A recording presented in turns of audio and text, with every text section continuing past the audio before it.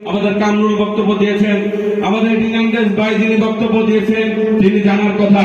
আমার এক ভাই বলেছেন এবার পে স্কেলে হেল্পার এবং মেসেঞ্জার কন্ট্রাকচুয়াল যারা এদের 50 টাকা বেতন বৃদ্ধি পেয়েছে। কথা সত্য, আমি তার কথার সাথে দ্বিমত করি না, কিন্তু ওনার আরেকটা বিষয় বিবেচনা নেওয়া উচিত। উনি যিনি বলেছেন আমি জানি না উনি স্থায়ী না অস্থায়ী, ওনার বিবেচনা নেওয়া উচিত।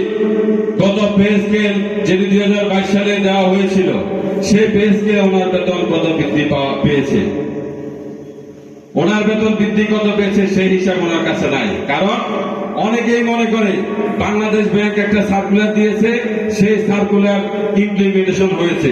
আসলে কিন্তু বিষয় তা না। বাংলাদেশ ব্যাংক সার্কুলার দিয়েছে, এখনো কি এনআরবিসি ব্যাংক সেটা ইমপ্লিমেন্ট করেছে? মার্কেটাল ব্যাংক ইমপ্লিমেন্ট করেছে? ইউনাইটেড কমার্শিয়াল ব্যাংক ইমপ্লিমেন্ট করেছে?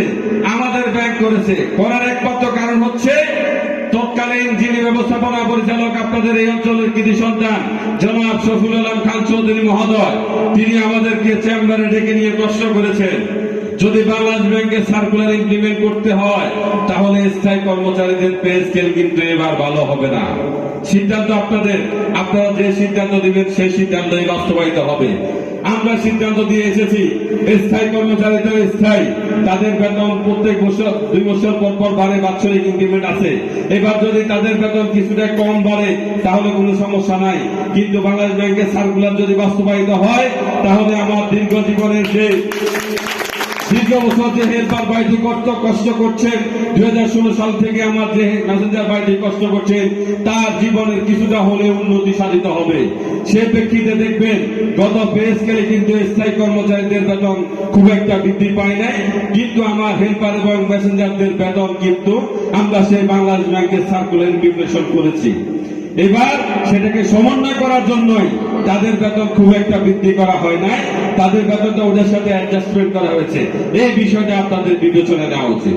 আর একটি বিষয়, আমার যে মেসেঞ্জার ভাই বক্তব্য দিয়েছেন তার জ্ঞাতার্থে বলতে চাই, ওনাদের জন্য আমরা সর্বোচ্চ চেষ্টা করেছি। আমরা তাদের চাকরি স্থায়ী করার জন্য ম্যানেজমেন্টের সাথে গত এমডি সাহেব থাকাকালীন সময়ও চেষ্টা করেছিলাম, উনি বোর্ডে উত্থাপন করেছিলেন, বোর্ড সেটা ডিক্লাইন করেছে। শুধু এটা না, ওদের যখন শীতের কাপড় বঞ্চিত করা হয়েছিল আমাদের হেড অফিসের কয়েকজন ভাই আমার কাছে গিয়েছিলেন, আমরা তৎনগদ কথা বলে ওদেরকে শীতের কাপড় ব্যবস্থা করে দিয়েছি। তবে 2025 সালে আমি প্রত্যাশা রাখি পূবালী ব্যাংকের বর্তমান মানবিক ব্যবস্থাপনা পরিচালক আমাদেরকে যে কথা দিয়েছেন সেই কথা অনুযায়ী পূবালী ব্যাংকের কর্মচারী তথা আমার দীর্ঘদিন যে সমস্ত হেল্পার ভাইরা পূবালী ব্যাংকে পরিশ্রম করে যাচ্ছেন সেই সমস্ত ভাইদের কষ্টের দিন লাঘব হতে যাচ্ছে, আমার সেই সমস্ত মেসেঞ্জার ভাইদের দিন লাঘব হতে যাচ্ছে। কারণ পূবালী ব্যাংকের এমডি মহোদয়কে আমাদেরকে আশ্বস্ত করেছেন অনতিবিলম্বে তাদের চাকরি স্থায়ী করার একটি প্রক্রিয়া বের করবেন। এবং আমরা যখনই যে চেম্বারে যাচ্ছি উপব্যবস্থাপনা পরিচালক, জিএম, ব্যবস্থাপনা পরিচালক সহ সকলকে আমরা এই বিষয়ে বারবার বলছি যে 2025 সালে তাদের চাকরি স্থায়ী করতে হবে। আমরা প্রত্যাশা রাখি আপনাদের সকলের কাছে দোয়া চাই যেন আমরা সকলে মিলে 2025 সালে সকলের সর্বাত্মক প্রচেষ্টা দিয়ে ওদের চাকরি স্থায়ী করতে পারি, এবং আমি বিশ্বাস করি 2025 সালে ইনশাআল্লাহ আমরা সেটা করতে পারবো। পরিশেষে আমি শুধু একটি কথা আপনাদেরকে বলতে চাই, আপনারা সকলে এসে পূবালী ব্যাংক কর্মচারী সংঘের পতাকা তোলো।